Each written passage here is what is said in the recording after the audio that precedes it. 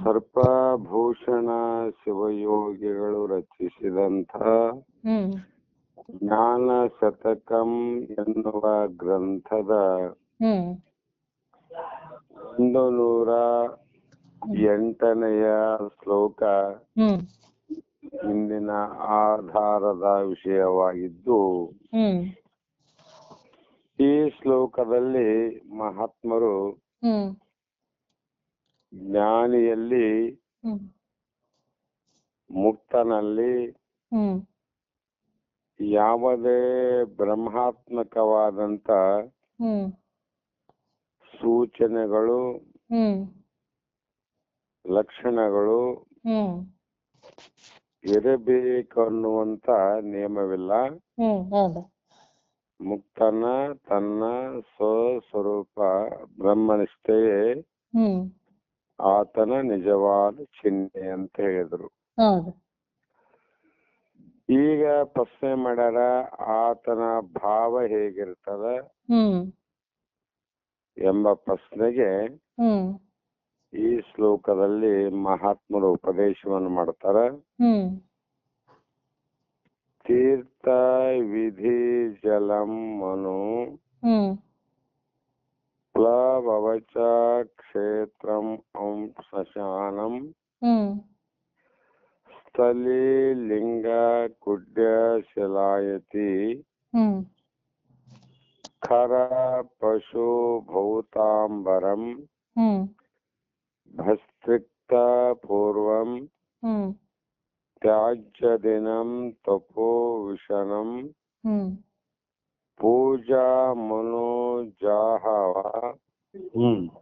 ತುಲ್ಯಂ ಭಾತಿ ಯದಾ ತದಾ ಹೃದಯ ಗಂತೆ ಋಣಾಂ ವಿದ್ಯತೆ ಚಿದ್ದತೆ ಅಥವಾ ಬಿದ್ದತೆ ಅಂದ್ರು. ಅಂದ್ರೆ ಇದ ಅರ್ಥ, ಯಾವ ಮುಕ್ತನ ಲಕ್ಷಣ ಹೇಗಿರುತ್ತದೆ, ಆತನ ಭಾವ ಹೇಗೆ ಅಂದ್ರೆ, ಆತ ಯಾವ ತೀರ್ಥಂ ವಿಧಿ ಜಲಂ ಅಂದ್ರು. ಅಂದರೆ ತೀರ್ಥ ಅಂದ್ರೆ ಶುದ್ಧವಾದ, ಉದಕ ಅಂದ್ರೆ ನೀರು ಅಂದ್ರೆ ಅಷ್ಟೇ. ಮಾರ್ಗೋದಕವು ಅಂದ್ರೆ ಮನುಪ್ಲವಚ ಅಂದ್ರೆ ಮಂತ್ರ ಧ್ವದನೀಯ ಅಂತ ಇಲ್ಲಿ ಹೇಳ್ತಾ ಬಂದ್ರು. ಇದರ ಅರ್ಥ ಇಷ್ಟೇ, ಯಾವಾಗ ಹೃದಯ ಗ್ರಂಥಿಯು ಭೇದಿಸಲ್ಪಡುವುದು, ಹೃದಯ ಗ್ರಂಥಿ ಅಂದ್ರೆ ಹಿಂದೆ ಹೇಳಿವಲ್ಲ, ಮನಸ್ಸಿನಲ್ಲಿ ಇರುವಂತ ಅನಂತ ಭೇದಗಳು, ಆ ಭೇದಗಳು ಯಾವಾಗ ಛೇದನ ಆಗ್ತಾವ ಅಂದಿಗೆ ಆ ದಿನವೇ ಗಂಗೋದಕ ಅಂದ್ರೆ ಶುದ್ಧವಾದ ನೀರು, ಮಲಿನೋದಕ ಅಂದ್ರೆ ಅಶುದ್ಧವಾದ ನೀರು, ಮಂತ್ರಧ್ವನಿ ಮತ್ತು ಮಂತ್ರಧ್ವನಿ ಅಷ್ಟು ಮನೋಹರವಾಗಿರ್ತದ. ಯಾಕೆ ಗಂಗೋದಕದಷ್ಟೇ ಮಂತ್ರಧ್ವನಿ ಶ್ರೇಷ್ಠ. ಮಲಿನವಾದ ನೀರು, ಕಪ್ಪೆಯ ಧ್ವನಿ ಒಂದೇ. ಕಪ್ಪೆನು ಕೂಡ ಒದರ್ತದ, ಧ್ವನಿ ಬರ್ತದ. ಇವೆರಡು. ಮತ್ತು ಮುಕ್ತನಲ್ಲಿ ನಮಗೆ ಇದು ಸುಕ್ಷೇತ್ರ ಅಂತ ನಮ್ಮ ಭಾವ, ಸ್ಮಶಾನ ಅಂತ ನಮ್ಮ ಭಾವ. ಸುಕ್ಷೇತ್ರ ಅಂದ್ರೆ ಶ್ರೇಷ್ಠವಾದದ್ದು, ಸ್ಮಶಾನ ಅಂದ್ರೆ ಕನಿಷ್ಠವಾದದ್ದು. ಮಂತ್ರಧ್ವನಿ ಶ್ರೇಷ್ಠ, ಕಪ್ಪೆಯ ಧ್ವನಿ ಕನಿಷ್ಠ. ಅಪವಿತ್ರವಾದ ನೀರು ಕನಿಷ್ಠ, ಗಂಗಾ ನದಿಯ ನೀರು ಶ್ರೇಷ್ಠ ಅಂತ ನಮ್ಮ ಭಾವ. ಇದರಂತೆ ಕೆಲವು ಸ್ಥಳಗಳು ಅಂತ ಜಾಗ ಅಂತ ಇರ್ತಾವ. ಆ ಜಾಗದಲ್ಲಿ ಹ್ಮ್ ನಮಗೆ ಬಹಳಷ್ಟು ಗೊತ್ತಿದ್ದುದಂದ್ರೆ ಹ್ಮ್ ಈಗ 12 ಜ್ಯೋತಿರ್ಲಿಂಗ ಅಂತ ಬರ್ತಾವ. ಹೌದ್ರಿ. ಜ್ಯೋತಿರ್ಲಿಂಗ ಅಂದ್ರೆ ಅವ ಶಿವಲಿಂಗದ ಸ್ವರೂಪ ಅಂತ. ಹೌದು. ನಮಗೆಲ್ಲರಿಗೂ ಗೊತ್ತಿದೆ, ಅವುಗಳ ದರ್ಶನ ಮಾಡೋದ್ರಿಂದ, ಹ್ಮ್ ಅವುಗಳನ್ನ ಸ್ಪರ್ಶ ಮಾಡೋದ್ರಿಂದ ಹ್ಮ್ ಪುಣ್ಯ ಅಂತ ತಿಳ್ಕೊಂಡಿವಿ. ಹ್ಮ್ ಯಾಕ ಆ ಶಿವಲಿಂಗ ಬಹಳ ಶ್ರೇಷ್ಠ ಅಂತ. ಹೌದು. ಮತ್ತು ಇನ್ನೊಂದು ಕಡೆ ಮನೆಯಲ್ಲಿ ಕೂಡ ಕಲ್ಲು ಇರ್ತದೆ. ಕಲ್ಲು ಹ್ಮ್ ಹ್ಮ್ ಗೋಡೆಗೆ ಇಟ್ಟಂತ ಕಲ್ಲು. ಹ್ಮ್ ನಮ್ಮ ಭಾವದಲ್ಲಿ ಗೋಡೆ ಕಲ್ಲು ಕನಿಷ್ಠ, ಹ್ಮ್ ಶಿವಲಿಂಗ ಶ್ರೇಷ್ಠ. ಹ್ಮ್ ಮತ್ತು ಪ್ರಾಣಿಗಳಲ್ಲಿ ಹೋದಾಗ ಹ್ಮ್ ಕತ್ತೆ ಕನಿಷ್ಠ, ಹ್ಮ್ ಆಕಳ ಶ್ರೇಷ್ಠ ಅಂತ ಭಾವ. ಹೌದು. ಯಾಕಂದ್ರೆ ಆಕಳಕ್ಕೆ ಪೂಜೆಯನ್ನು ಮಾಡ್ತೇವಿ, ಹ್ಮ್ ಕತ್ತೆಗೆ ನಾವು ಬಿಡ್ತೀವಿ. ಹೌದು. ಕತ್ತೆಗೆ ಬಿಡ್ತೀವಿಲ್ಲಮ್ಮ, ಹೌದು. ಅದು ಪ್ರಾಣಿನೇ. ಹ್ಮ್ ಆಕಳು ಕೂಡ ಪ್ರಾಣಿನೇ, ಹ್ಮ್ ಆದ್ರೆ ಇದಕ್ಕ ಪೂಜಿಸುತ್ತೀವಿ, ಇದಕ್ಕ ಬಿಡ್ತೀವಿ ಅಂತ. ಶಿವಲಿಂಗಕ್ಕ ನಮಸ್ಕರಿಸುತ್ತೇವೆ, ಹ್ಮ್ ಗೋಡೆ ಕಲ್ಲಿಗೆ ಕಾಲಿನಿಂದ ಒದಿತೀವಿ ನಾವು. ಹೌದು.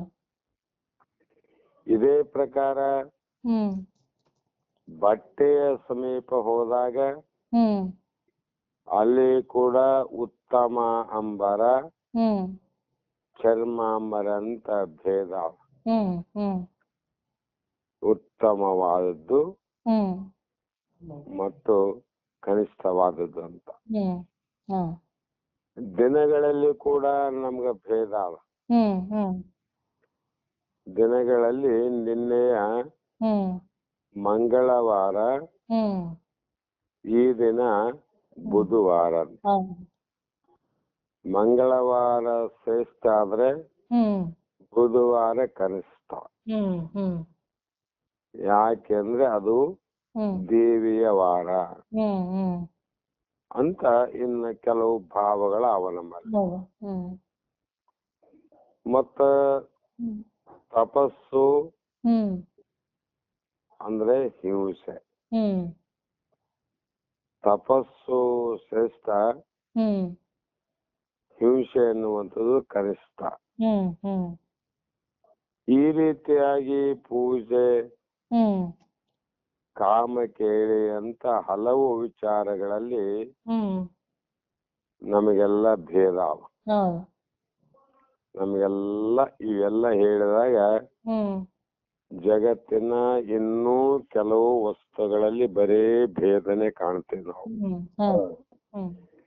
ಆದರೆ ಮುಕ್ತನಿಗೆ ಹೃದಯ ಗ್ರಂಥಿಯನ್ನೇ ಕಳೆದುಕೊಂಡ ಒಬ್ಬ ಮುಕ್ತ. ಅದಕ್ಕೆ ನಾವು ಮೊದಲೇ ಹೇಳಿವಿ, ಜೀವ ಭಾವವನ್ನ ಕಳೆದುಕೊಂಡು ಅಭೇದ ಜ್ಞಾನವನ್ನ ಪ್ರಾಪ್ತಿ ಮಾಡಿಕೊಂಡಂತ ಜ್ಞಾನಿಗೆ ಎಲ್ಲವೂ ಸಮಾನವಾಗಿ ತೋರುತ್ತವೆ. ಆತನಲ್ಲಿ ಇಂಥ ಭೇದಗಳು ಇರಲಾರವು ಎಂಬ ಭಾವ ಅಂತ ಹೇಳಿ, ಅದನ್ನೇ ವಿಶೇಷವಾಗಿ ಯಾವತ್ತು ಪಾರಮಾರ್ಥದಲ್ಲಿ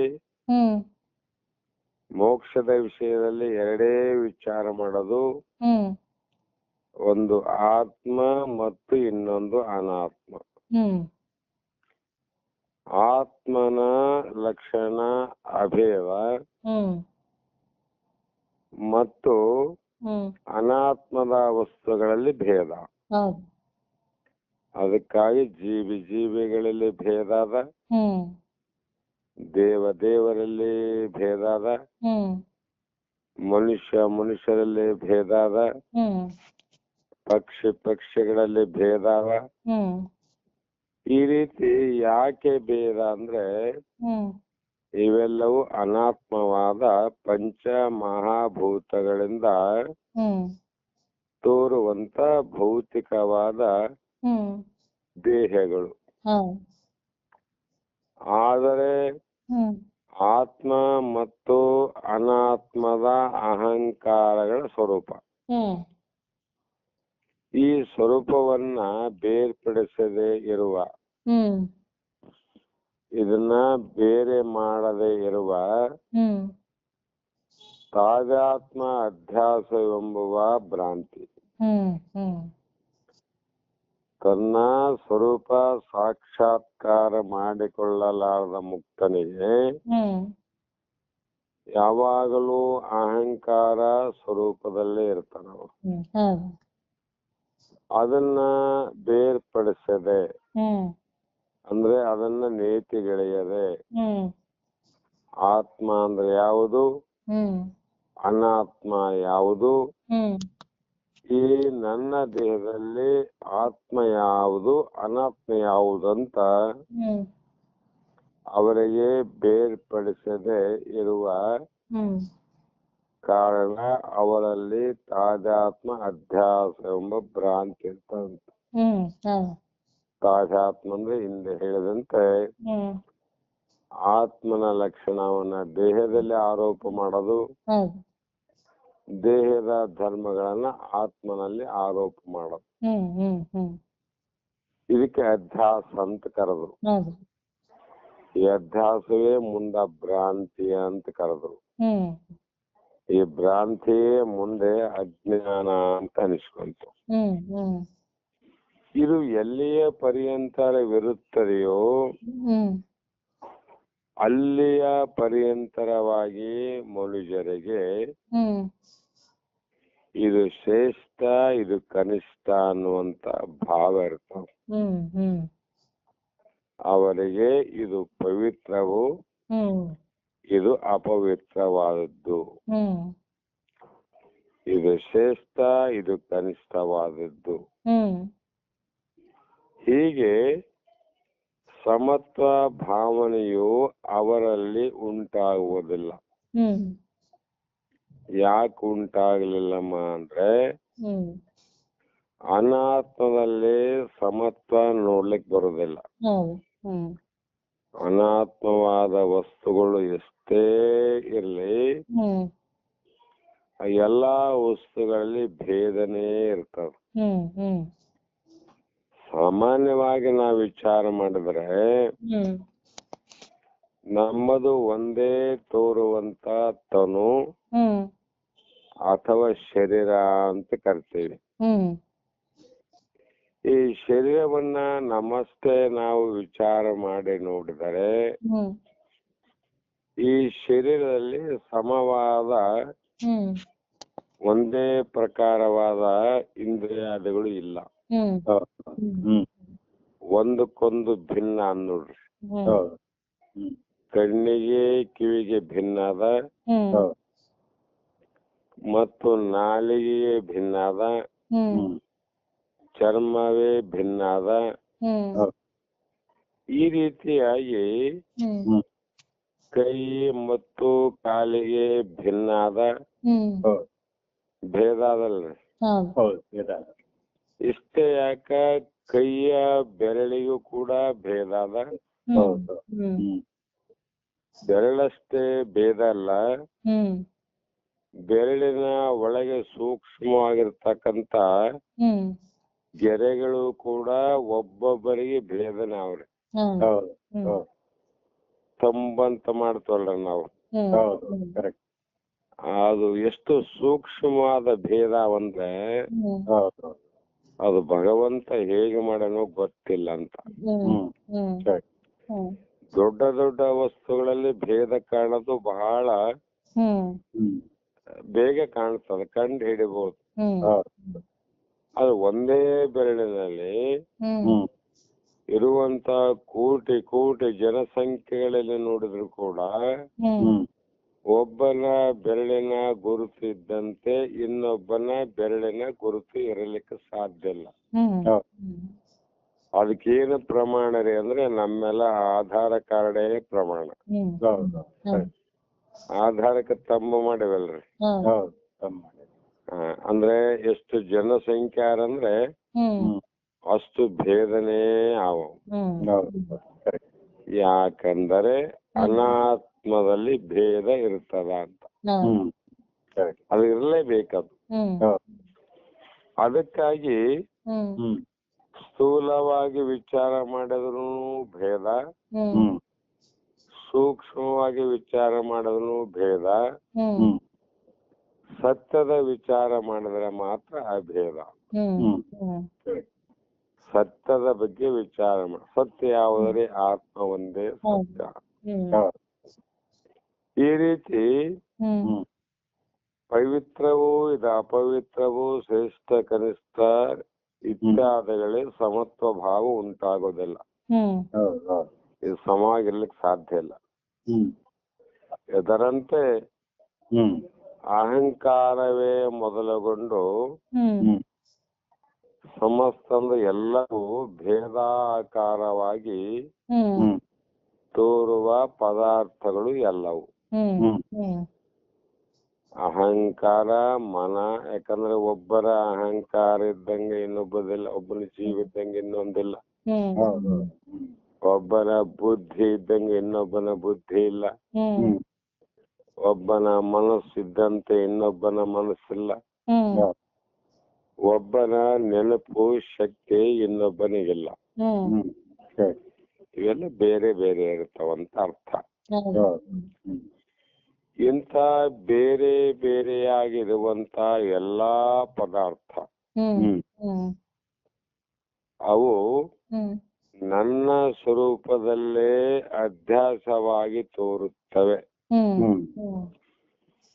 ಜ್ಞಾನಿ ಏನ್ ತಿಳ್ಕೊಂಡನಂದ್ರೆ ಇವೆಲ್ಲವೂ ಭೇದದ ವಸ್ತುಗಳು, ಅಭೇದವಾಗಿರ್ತಕ್ಕಂತ ನಾನು ಏನು ಇದ್ದೇನೆ, ನಾನು ಒಂದಲ್ಲಿ ಬ್ರಹ್ಮ ಅಂತ ಅರ್ಥ. ಆ ಬ್ರಹ್ಮದಲ್ಲಿ ಅಧ್ಯಾಸ ರೂಪದಿಂದ ತೋರುತ್ತವೆ. ಅಧ್ಯಾಸ ಭ್ರಾಂತಿಯಿಂದ. ಅದನ್ನೇ ಮರುಚಿಕೆ ಅಂತ ಹೇಳಿದ್ರು. ಮೋಟ ಮಲದಲ್ಲಿ ಕಳ್ಳ ಅಧ್ಯಾಸದಿಂದ ತೋರಿದಂಗೆ ಆಭರಣದಲ್ಲಿ, ಚಿನ್ನದಲ್ಲಿ ಆಭರಣ ಅಧ್ಯಾಸದಿಂದ ತೋರಿದಂತೆ ಆತ್ಮನಲ್ಲಿ ಇವೆಲ್ಲವೂ ಅಧ್ಯಾಸದಿಂದ ತೋರ್ತಾವಂತ. ಒಂದು ಕಾಗೆ ತೋರ್ತದ, ಗಿಳಿ ತೋರ್ತದ, ಗುಬ್ಬಿ ತೋರ್ತದ, ನವಿಲೆ ತೋರ್ತದ.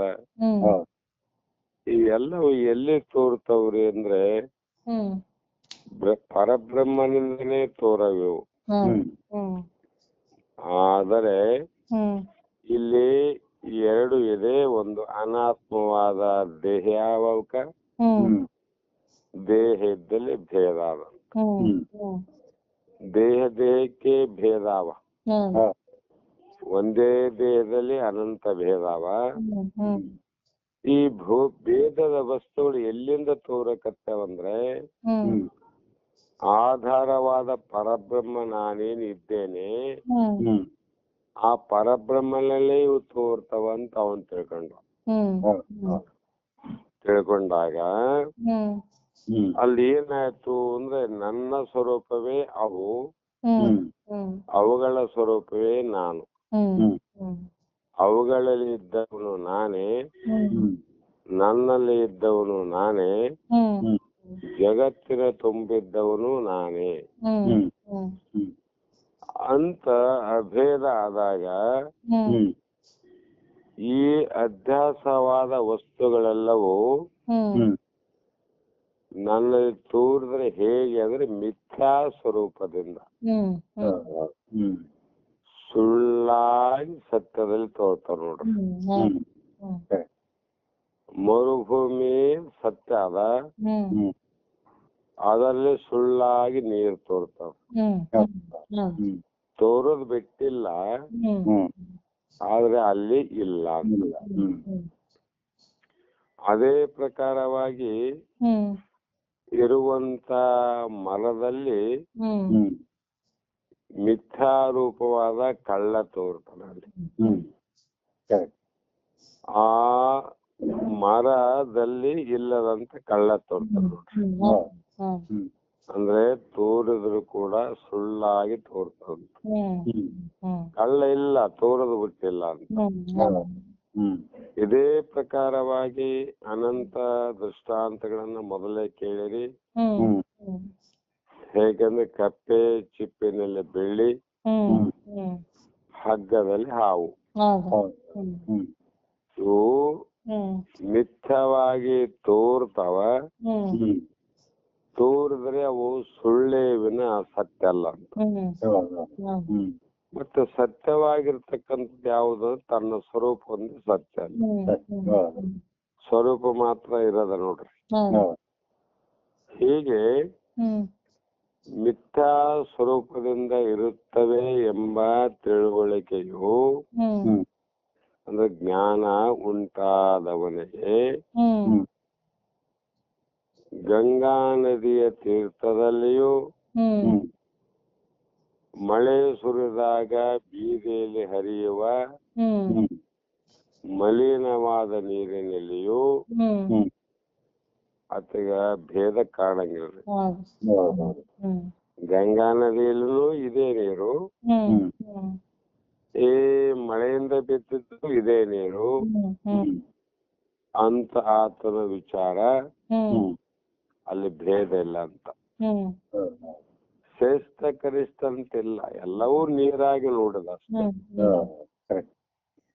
ಮತ್ತು ಬೀದಿಯಲ್ಲಿ ಹರಿಯುವ ಮಲಿನವಾದ ನೀರಿನಲ್ಲಿಯೂ ಅಷ್ಟೇ ಅಲ್ಲದೆ ಯಾವುದೇ ಒಂದು ಶಿವ ಪಂಚಾಕ್ಷರಿ ಮಂತ್ರದಲ್ಲಿಯೂ ಅಷ್ಟ ಅಕ್ಷರಿ ಮಂತ್ರಗಳಲ್ಲಿಯೂ ಇದು ಅಷ್ಟಾಕ್ಷರ ಮಂತ್ರ ದೊಡ್ಡದು, ಶಿವ ಪಂಚಾಕ್ಷರಿ ಮಂತ್ರ ಸಣ್ಣದು, ಇದು ಶ್ರೇಷ್ಠ ಇದು ಕನಿಷ್ಠ ಅನ್ನುವಂಥದ್ದು ಇಲ್ಲ. ಈ ರೀತಿ ಅನೇಕ ಮಂತ್ರ ಉಚ್ಚಾರ ಮಾಡುವಂತ ಪವಿತ್ರ ಧ್ವನಿಯಲ್ಲಿ ಮತ್ತ ಹೊಸ ನೀರಿಗೆ ಬಂದ ಕಪ್ಪೆಗಳ ಅಪವಿತ್ರ ಧ್ವನಿಯಲ್ಲಿಯೂ ಅದು ಧ್ವನಿ, ಇದು ಧ್ವನಿ ಅಷ್ಟೇ. ಅಲ್ಲಿ ಧ್ವನಿಯನ್ನ ಸಮತ್ವದಿಂದ ನೋಡಿದ್ರು, ಮಂತ್ರಗಳನ್ನ ಸಮತ್ವದಿಂದ ನೋಡ್ಲಿಲ್ಲ. ಅವ್ರು ಧ್ವನಿ ನೋಡಿದ್ರು, ಮಂತ್ರಗಳನ್ನ ನೋಡಿದ್ರು. ಅದೇ ರೀತಿ ಇಲ್ಲಿ ಮಂತ್ರದ ಧ್ವನಿಯನ್ನೆಲ್ಲ, ಇದು ಕಪ್ಪೆಯ ಧ್ವನಿಯಲ್ಲ, ಇದು ಧ್ವನಿ ಅಂತ ಅಷ್ಟೇ ಸ್ವೀಕಾರ ಮಾಡಿದ್ರು. ಕಪ್ಪೆಯನ್ನು ಬಿಟ್ರು ಅವರು. ಈ ರೀತಿಯಾಗಿ ಹೊಸ ನೀರಿಗೆ ಬಂದ ಕಪ್ಪೆಗಳ ಅಪವಿತ್ರ ಧ್ವನಿಯು ಮತ್ತು ಕಾಶಿ ಮುಂತಾದ ಪುಣ್ಯ ಕ್ಷೇತ್ರ ಸ್ಥಳದಲ್ಲಿಯೂ ಪ್ರೇತವನ್ನ ಇರುವಂತ ಸ್ಮಶಾನ ಭೂಮಿಯಲ್ಲಿಯೂ ಇವು ಬೇರೆ ಬೇರೆ ಅಲ್ಲ ನೀವು. ಮತ್ತ ದ್ವಾದಶ ಜ್ಯೋತಿರ್ಲಿಂಗಗಳಲ್ಲಿಯೂ ಗೋಡೆಯಲ್ಲಿರುವ ಕಾಡು ಶಿಲೆಗಳಲ್ಲಿ, ಶಿಲೆ ಅಂದ್ರೆ ಅವೇ ದೇವರ ಮೂರ್ತಿಗಳಂತ. ಮೃಗ ಇವು ಬೇರೆ ಬೇರೆ ನೋಡಮ್ಮ. ದ್ವಾದಶ ಜ್ಯೋತಿರ್ಲಿಂಗಗಳಲ್ಲಿಯೂ ಗೋಡೆಯಲ್ಲಿರುವ ಕಾಡು ಶಿಲೆಗಳಲ್ಲಿಯೂ ಮೃಗಗಳಲ್ಲಿ ಚಾಂಡಾಲವಾದ ಕತ್ತೆಯಲ್ಲಿಯೂ ಅಮೃತವನ್ನೇ ಕರೆಯುವ ಕಾಮಧೇನುನಲ್ಲಿಯೂ. ಕಾಮಧೇನು ಅಂದ್ರೆ ಆಕಳು ಅಂತ ಅರ್ಥ. ಇವು ಪರಿಶುದ್ಧವಾದ ಮಡಿ ವಸ್ತ್ರದಲ್ಲಿಯೂ ಚರ್ಮದಿಂದ ಮಾಡಿದ ವಸ್ತುಗಳಲ್ಲಿಯೂ ಇವು ಬೇರೆ ಬೇರೆ ಎರಡು. ಮತ್ತು ಪಂಚಾಗ್ನಿ ತಪೋರೂಪ ಪುಣ್ಯ ಕರ್ಮಗಳಲ್ಲಿಯೂ ಹ್ಮ್ ಹಿಂಸಾರೂಪ ಪಾಪ ಕರ್ಮಗಳಲ್ಲಿ ಹ್ಮ್ ಹ್ಮ್ ಪುಣ್ಯ ಕರ್ಮಗಳ ಬೇರೆ ಪಾಪದ ಕರ್ಮಗಳ ಬೇರೆ ಹ್ಮ್ ಮತ್ತು ಧ್ಯಾನಾದಿ ಷೋಡಶೋ ಉಪಚಾರದಿಂ ಹ್ಮ್ ದೇವರಿಗೆ ಮಾಡುವ ಪೂಜೆಯಲ್ಲಿಯೂ ಹ್ಮ್ ಕಾಮ ಕೇಳಿಯಲ್ಲಿಯೂ ಹ್ಮ್ ಸಮತ್ವ ಭಾವನೆ ಉಂಟಾಗುತ್ತದೆ. ಹ್ಮ್ ಹ್ಮ್ ಯಾರಿಗಮ ಮುಕ್ತರಿಗೆ.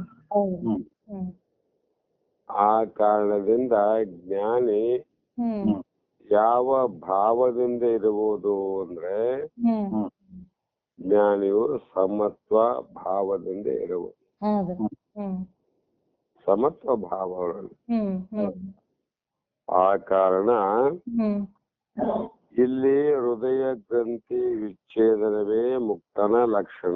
ಹ್ಮ್ ಹ್ಮ್ ಹ್ಮ್ ಜ್ಞಾನದಿಂದ ತನ್ನ ಅಜ್ಞಾನವನ್ನ ನಾಶ ಮಾಡಿಕೊಂಡು ಹ್ಮ್ ಅನಾತ್ಮವನ್ನ ಬಿಟ್ಟು ಹ್ಮ್ ಸತ್ಯವಾದ ಆತ್ಮನನ್ನೇ ನೋಡುವಂತ ಜ್ಞಾನಿ ಹ್ಮ್ ಎಲ್ಲದರಲ್ಲಿಯೂ ಸತ್ಯವನ್ನೇ ನೋಡಿ ಸಮತ್ವದಿಂದಿರ್ತಾನೆ. ಹೌದು ಹ್ಮ್ ಕಾರಣ ಗೋಡೆ ಕಲ್ಲು ಹ್ಮ್ ಆಮೇಲೆ ಕಾಶಿಯಲ್ಲಿರ್ತಕ್ಕಂತ ವಿಶ್ವೇಶ್ವರ ಮೂರ್ತಿ ಹ್ಮ್ ಅವು ಎರಡರಲ್ಲಿ ನೋಡುವುದು ಯಾವುದಂದ್ರೆ ಸಮತ್ವ ಭಾವ. ಹ್ಮ್ ಹ್ಮ್ ಅಲ್ಲಿ ಕಲ್ಲು ಇಲ್ಲಿ ಕಲ್ಲು ಅಂದ. ಹೌದು ಹ್ಮ್ ಅಲ್ಲಿ ಕಲ್ಲು ಇಲ್ಲಿ ಕಲ್ಲು. ಹ್ಮ್ ಗಂಗಾ ನದಿಯಲ್ಲಿ ನೀರೇ ಹ್ಮ್ ಇಲ್ಲಿಯೂ ನೀರೇ. ಹ್ಮ್ ಅದು ಪವಿತ್ರ ಇದು ಅಪವಿತ್ರ ಅನ್ನಲ್ಲ. ಹ್ಮ್ ಹ್ಮ್ ಇದು ಗೋಡೆ ಕಲ್ಲಲ್ಲ ದೇವರ ಕಲ್ಲನ್ನಲ್ಲ. ಹ್ಮ್ ಹ್ಮ್ ಯಥಾರ್ಥವಾಗಿ ಇರುವಂತ ವಸ್ತುವನ್ನೇ ಕಂಡಂತ ಭಾವದ. ಹ್ಮ್ ಹ್ಮ್ ಅದಕ್ಕೆ ನಿನ್ನೆ ಒಂದು ವಾಟ್ಸಪ್ ಕಳಿಸಿ ನನಗ್ ಬಂದಿತ್ತು. ಹ್ಮ್ ಒಬ್ಬ 70-80 ವರ್ಷದ ಅಜ್ಜ ಹ್ಮ್ 4-5 ವರ್ಷದ ಮೊಮ್ಮಗನ ಕರ್ಕೊಂಡು ಹ್ಮ್ ದೇವಿ ಗುಡಿಗೆ ದರ್ಶನಕ್ಕಾಗಿ ಹೋದ್ರು.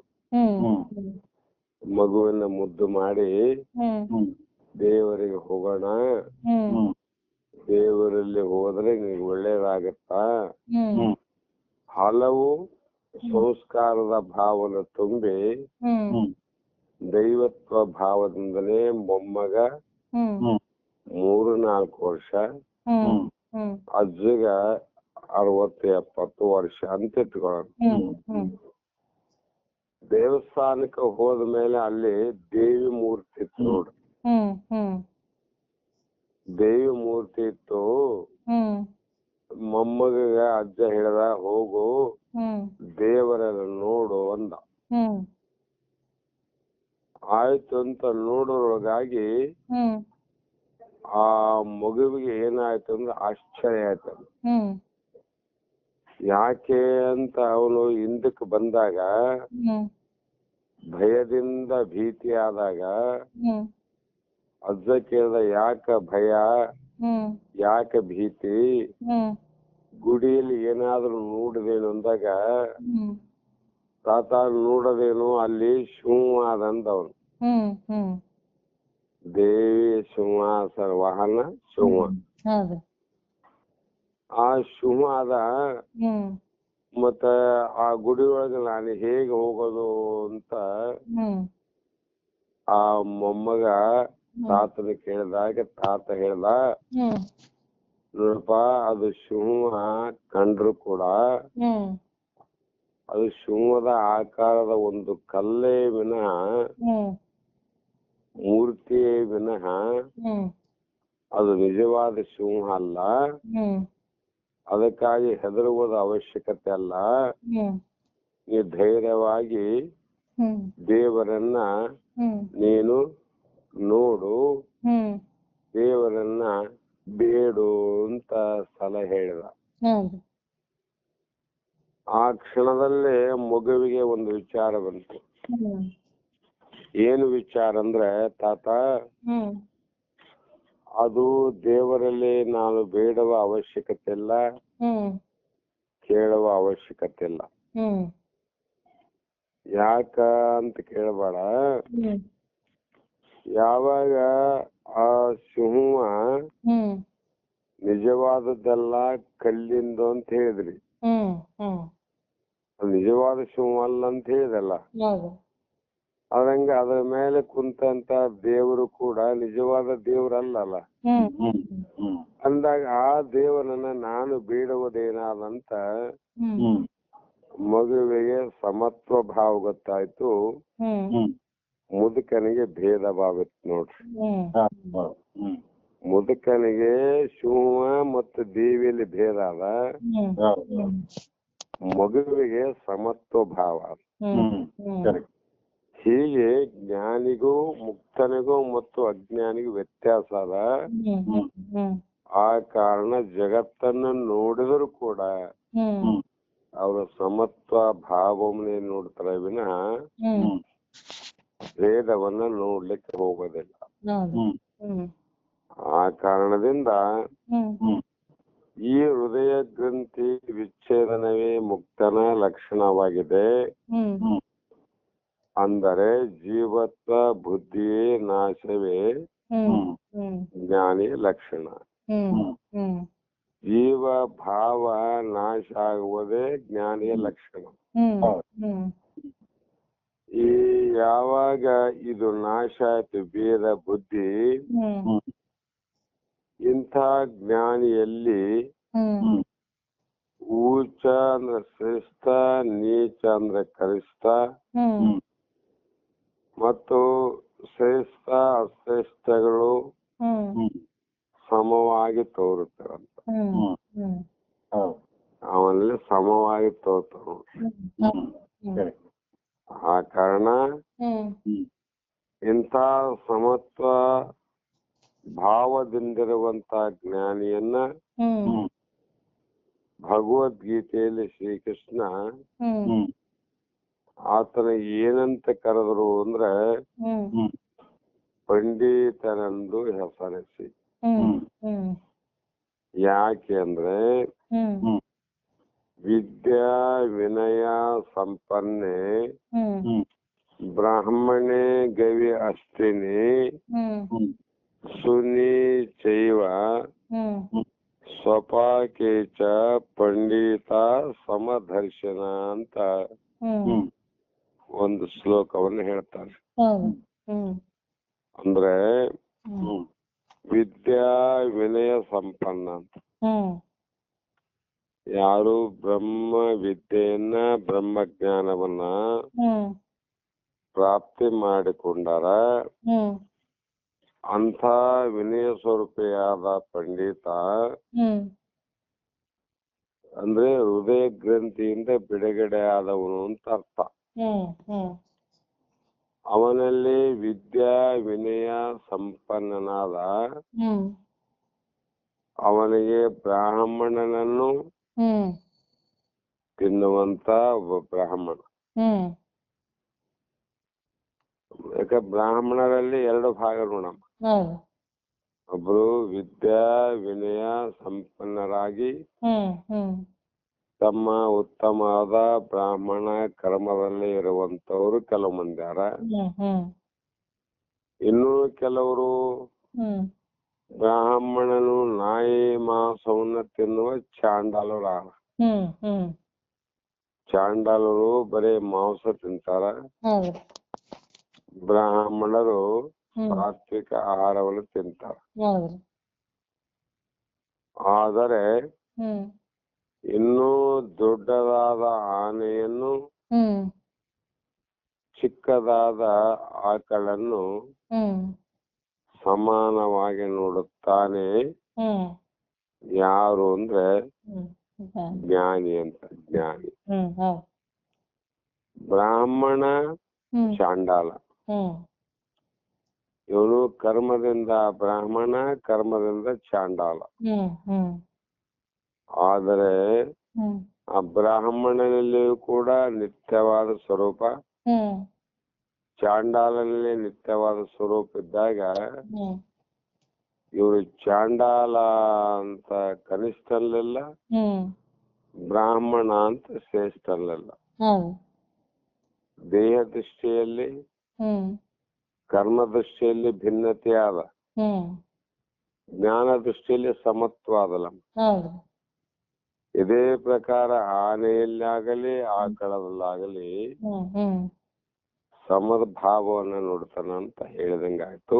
ಹ್ಮ್ ಹ್ಮ್ ಈ ಗೀತಾ ಶಾಸ್ತ್ರದಂತೆಯೇ ಹ್ಮ್ ಇಲ್ಲಿ ಗ್ರಂಥಕರ್ತರು ಹ್ಮ್ ಜ್ಞಾನಿಯಲ್ಲಿರುವ ಸಮತ್ವ ಭಾವನೆಯ ಸ್ವರೂಪವನ್ನ ಹ್ಮ್ ಹ್ಮ್ ಬಣ್ಣಿಸುತ್ತಾರೆಂದ್ರೆ ಹ್ಮ್ ಹ್ಮ್ ವರ್ಣಿಸುತ್ತಾರೆ. ಹ್ಮ್ ಹ್ಮ್ ಒಟ್ಟಾರೆ ಹ್ಮ್ ಶ್ರೇಷ್ಠ ಕನಿಷ್ಠಾದಿ ಭೇದ ಭಾವನೆಯು ಹ್ಮ್ ಜ್ಞಾನಿಯಲ್ಲಿ ಇರುವುದಿಲ್ಲ. ಹ್ಮ್ ಹ್ಮ್ ಸರ್ವ ಪದಾರ್ಥಗಳನ್ನ ಹ್ಮ್ ಸಮಾನವಾಗಿ ನೋಡುತ್ತಾನೆ ಎಂಬ ಭಾವ. ಹ್ಮ್ ಹ್ಮ್ ಅದಕ್ಕಾಗಿ ಅವರಲ್ಲಿ ಹ್ಮ್ ಬಹಳ ಅಪ್ರೇಮನು ಯಾರಲ್ಲಿ ಇರಂಗಿಲ್ಲ, ಹ್ಮ್ ಬಹಳ ಪ್ರೇಮವನ್ನು ಯಾರಲ್ಲಿ ಇಟ್ಕೋದಿಲ್ಲ. ಹ್ಮ್ ಹ್ಮ್ ಅದಕ್ಕ ಪ್ರೇಮ ಅಪ್ರೇಮ ಕಾರ್ಯದ ಮೇಲೆ ಹ್ಮ್ ಅದನ್ನ ಇದು ಒಳ್ಳೇದು ಕೆಟ್ಟದಂತ ಹೇಳ್ತಾರೆ ವಿನ ಹ್ಮ್ ಹ್ಮ್ ಅದನ್ನ ತಲೆಯಲ್ಲಿ ಬಹಳ ಇಟ್ಕೋಕ್ ಹೋಗೋದಿಲ್ಲ ಅವ್ರು. ಹ್ಮ್ ಹ್ಮ್ ಹ್ಮ್ ಯಾಕಂದ್ರೆ ಒಳಗಿರ್ತಕ್ಕಂತ ಆತ್ಮ ಸಮಾಧಾನ. ಹೌದು ಹೌದು. ಇವು ಕರ್ಮಗಳಿಗೆ ಬೇರೆ ಬೇರೆ ಫಲ ಅದ, ಹ್ಮ್ ಹ್ಮ್ ಅದನ್ನ ನೋಡಬಹುದು ವಿನ ಹ್ಮ್ ಭೇದ ಭಾವನೆಯನ್ನು ನೋಡಂಗಿಲ್ಲ. ಹೌದು. ಅದಕ್ಕೆ ಸಾಮಾನ್ಯರು ಅಷ್ಟೇ, ಹ್ಮ್ ಶ್ರೇಷ್ಠರು ಅಷ್ಟೇ, ಹ್ಮ್ ಶ್ರೀಮಂತರು ಅಷ್ಟೇ, ಹ್ಮ್ ಬಡವರು ಅಷ್ಟೇ. ಹ್ಮ್ ರಾಜ ಬಂದಂತ ಎದ್ದು ನಿಲ್ಲಂಗಿಲ್ಲ, ಹ್ಮ್ ಅಥವಾ ಸಾಮಾನ್ಯನು ಬಂದಂದ್ರೆ ಕೂಡಂಗಿಲ್ಲ ಅಂತ. ಹ್ಮ್ ಹ್ಮ್ ಯಾವುದು ಲಕ್ಷ್ಯ ಇಲ್ಲ ಅಂತ, ಹೌದು. ಯಾವ ಭಾವನೆ ಲಕ್ಷ್ಯ ಅವರಿಗೆ ಇರೋದಿಲ್ಲ. ಹ್ಮ್ ಹ್ಮ್ ಅದಕ್ಕೆ ಹ್ಮ್ ಗಂಗೋದಕವಂ ಕೊಳೆಯಂ ಅಂಗಳದಲ್ಲಿ ಹರಿಯುವಂತ ನೀರು ಹ್ಮ್ ಮತ್ತು ಮಂಗಳವ ಮನು ಶಬ್ದವಂ ಹ್ಮ್ ಮಂಗಳ ಮಂಡೂಕ ಶಬ್ದಂ ಹ್ಮ್ ಸುಕ್ಷೇತ್ರಂ ಮೇನ್ ಮಸಣದ ಸ್ನಾನಂ. ಹ್ಮ್ ಮಸಣದ ಸ್ಥಾನ, ಹ್ಮ್ ಹ್ಮ್ ಮಸಣ ಸ್ಮಶಾನ ಅಂತ. ಹೌದು ಹೌದು. ಬಳಿಕಂ ಪ್ರಸರಾಂತಿಯ ಶೈವಲಿಂಗ ಹ್ಮ್ ಗೋಡೆಯ ಶಿಲೆಯಂ ಹ್ಮ್ ಪಶುವಂ ಕತ್ತೆಯು ಹ್ಮ್ ನೂತನ ವಸನವು ಚರ್ಮವು ಹ್ಮ್ ಮತ್ತಂ ನಿನ್ನಿನ ದಿನವೂ ಇಂದಿನ ದಿನವೂ ಹ್ಮ್ ಪೂಜೆಯು ಸೌಂದರ್ಯ ಅಂಗನೆಯ ಕೂಡಿ ರಮಿಸುವುದು ಹ್ಮ್ ಮೇಲ್ ಬಂಧುರ ತಪವುಗೈಯುವುದು ಹ್ಮ್ ಮತ್ತು ದನಗಳ ಕೊಲ್ಲುವಂತ ಕೃತಿಗಳ ಹ್ಮ್ ಮತ್ತಂ ಶ್ರೇಷ್ಠ ಕನಿಷ್ಠಗಳೆಲ್ಲವೂ ಹ್ಮ್ ಹುಟ್ಟುವವು ಹ್ಮ್ ಹೃದಯ ಗಂತಿ ಉಳ್ಳವಗಂ. ಹ್ಮ್ ಎಲ್ಲ ಯಾರಲ್ಲಿ ಹುಟ್ಟುತ್ತಾವ ಅಂದ್ರೆ ಹ್ಮ್ ಹೃದಯ ಗ್ರಂಥಿ ಯಾರಲ್ಲಿ ನಾಶ ಆಗಿಲ್ಲ, ಹ್ಮ್ ಹ್ಮ್ ಜೀವತ್ವ ಭಾವ ಯಾರಿಗೆ ಹೋಗಿಲ್ಲ, ಹ್ಮ್ ಅವರೆಲ್ಲರಲ್ಲಿ ಉಳ್ಳವನ್ ಇರುವವು. ಹ್ಮ್ ಹ್ಮ್ ಮೇಣಂದ್ರ ಮತ್ತೆ ಹ್ಮ್ ಶ್ರೇಷ್ಠ ಕನಿಷ್ಠಗಳಿವು ಹ್ಮ್ ಸಮದೃಷ್ಟಿಗೆ ಹ್ಮ್ ನೆಲೆಗೊಳ್ಳುವುದು ಹ್ಮ್ ಅಮಳ ಜ್ಞಾನಿಯೋಳು ನಿಶಮ್ಮದು. ಹ್ಮ್ ಪರಿಶುದ್ಧವಾದ ಜ್ಞಾನಿಯಲ್ಲಿ ಮಾತ್ರ ಈ ಸಮತ್ವ ಭಾವ ಕಾಣ್ತದ, ಹ್ಮ್ ಹ್ಮ್ ಉಳಿದವರು ಇಲ್ಲ ಅನ್ನುವಂತ ಮಾತನ್ನು ಹೇಳಿದ್ರು. ಹೌದು. ಮತ್ತೆ ಮುಂದೆ ಹ್ಮ್ ಈ ಜೀವತ್ವ ಭಾವನೆಯನ್ನು ಬಿಟ್ಟ ಜ್ಞಾನಿಯು ಹ್ಮ್ ಸರ್ವ ಧರ್ಮಗಳನ್ನು ಸಮಾನವಾಗಿ ಭಾವಿಸುತ್ತಾನೆ. ಹ್ಮ್ ಯಾವುದೇ ಧರ್ಮ ಯಾವುದೇ ಕರ್ಮ ಹ್ಮ್ ಎಲ್ಲವೂ ಸಮತ್ವ ಅಂತ ಹೇಳಿದ್ರಿ. ಹೌದು. ಆದರೆ ಆ ಜ್ಞಾನಿಯು ಅನೇಕ ವ್ಯವಹಾರ ಕರ್ಮಗಳಲ್ಲಿಯೂ ಹ್ಮ್ ವರ್ತಿಸಿದರೂ ಕೂಡ ಹ್ಮ್ ಅವನಿಗೆ ಅದು ಅಂಟುವುದಿಲ್ಲ ಅಂತ ಹೇಳಿದ್ರಿ. ಹ್ಮ್ ಹ್ಮ್ ಹಿಂದೆ ಹೇಳ್ಯಾರ ಅವರು. ಹೌದಾ? ಕರ್ಮದಲ್ಲಿ ವರ್ತನ ಅದ, ಹ್ಮ್ ಹ್ಮ್ ಜ್ಞಾನ ಆದ್ಮೇಲೆ ವರ್ತನ ಮಾಡ್ತಾರಂತನೂ ಹೇಳಿದ್ರಿ. ಹ್ಮ್ ಅನೇಕವಾದ ಕರ್ಮಗಳಲ್ಲಿ ಜ್ಞಾನಿಯು ವ್ಯವಹರಿಸಿದರೆ ಹ್ಮ್ ಆತನನ್ನು ಆ ಕರ್ಮಗಳು ಹ್ಮ್ ಆತನನ್ನ ಜಗ್ಗಿಕೊಂಡು ಹೋಗಿ ಹ್ಮ್ ಮತ್ತೆ ಸಂಸಾರವೆಂಬ ಬದಿಯಲ್ಲಿ ಹ್ಮ್ ಹ್ಮ್ ಯಾಕೆ ಬಂಧಿಸಲು ಇದ್ದೀತೆ? ಹ್ಮ್ ಹ್ಮ್ ಅದು ಬಂಧನಕ್ಕೆ ಕರ್ಮ ಮಾಡ್ತಾನಂದ್ರೆ ಬಂಧ ಅದ. ಹ್ಮ್ ಮತ್ತೆ ಕರ್ಮದಲ್ಲಿ ವರ್ತನ ಮಾಡ್ತಾನಂದ್ರಿ ಹ್ಮ್ ಆ ಕರ್ಮಗಳ ಪಾಪ ಪುಣ್ಯ ಆತನಿಗೆ ಹ್ಮ್ ಬಂಧಿಸಲು ಇದ್ದೀತೆ ಅಂತ ಪ್ರಶ್ನೆ. ಹ್ಮ್ ಹ್ಮ್ ಈ ಪ್ರಶ್ನೆಗೆ ಹ್ಮ್ ಕರ್ಮವು ಪ್ರವೃತ್ತಿಪರ, ಹ್ಮ್ ಕರ್ಮಿಯನ್ನು ಜಗ್ಗಿಕೊಂಡು ಬಂಧಿಸುವಂತೆ ಹ್ಮ್ ನಿವೃತ್ತಿಪರವಾದ ಜ್ಞಾನಿಯನ್ನು ಬಂಧಿಸುವುದಿಲ್ಲ. ಹ್ಮ್ ಇಲ್ಲಿ ಪ್ರವೃತ್ತಿ ಮತ್ತು ನಿವೃತ್ತಿ ಅಂತ ಹ್ಮ್ ಎರಡು ಪ್ರಕಾರ. ಹ್ಮ್ ಆ ನಿವೃತ್ತಿ ಪರವಾದ ಜ್ಞಾನಿ ಬಂಧಿಸುವುದಿಲ್ಲ. ಹ್ಮ್ ಹೇಗೆ ಅಂದ್ರೆ ಹ್ಮ್ ಅದಕ್ಕೆ ಉತ್ತರವನ್ನ ಹ್ಮ್ ದೃಷ್ಟಾಂತ ಪೂರ್ವಕವಾಗಿ ಹ್ಮ್ 109ನೇ ಹ್ಮ್ ಶ್ಲೋಕದಲ್ಲಿ ಹ್ಮ್ ಹೇಳುವಂತ ಪ್ರಯತ್ನವನ್ನು ಮಾಡ್ತಾರಮ್ಮ. ಹೌದ್ರಿ ಹೌದು. ಈ ಮತ್ತ ಇದನ್ನ ನಾಳೆಗೆ ಹ್ಮ್ ಸ್ವಲ್ಪ ಮುಂದುವರ್ಸೋಣಮ್ಮ. ಹೌದು ಧ್ವನಿ ಸ್ವಲ್ಪ ಬೇರೆ ಅಲ್ಮೇತ್ತ. ಹೌದೌದು ನಿಮ್ ಧ್ವನಿಗೆ ಬೇರೆ. ಇಲ್ಲ ನನ್ಗೆ ಗೊತ್ತಾಗುತ್ರಲ್ಲಿ. ಹೌದು ಸ್ವಲ್ಪ ಬೇರೆ. ಅದೇನ್ ಮಾಡ್ತಾವಂದ್ರೆ ಶಬ್ದಗಳನ್ನ ಹ್ಮ್ ಸ್ವಲ್ಪ ತೊಂದ್ರೆ ಮಾಡ್ತಾವ್ರಿ. ಹೌದೌದು ಅದಕ್ಕೆ ನಾಳೆ ಮತ್ತೆ ಮುಂದೆ ಹೇಳ. ಓಕೆ ಆಯ್ತು. ನಮಸ್ಕಾರ. ನಮಸ್ಕಾರ. ನಮಸ್ಕಾರ. ನಮಸ್ಕಾರ. ನಮಸ್ಕಾರಪ್ಪ. ನಮಸ್ಕಾರ. ನಮಸ್ಕಾರ ತಾಯಿ. ನಮಸ್ಕಾರ.